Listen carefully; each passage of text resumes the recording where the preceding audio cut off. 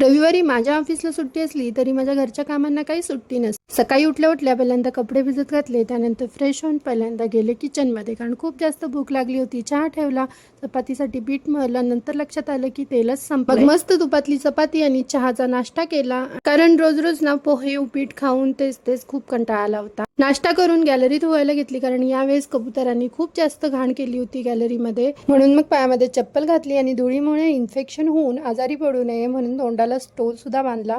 मग मस्त आधी गॅलरी झाडून घेतली, सगळी घाण एका पिशवीमध्ये काढून घेतली आणि पाण्यात लिक्विड टाकून मस्त गॅलरी धुवून घेतली। बघा किती छान वाटतंय।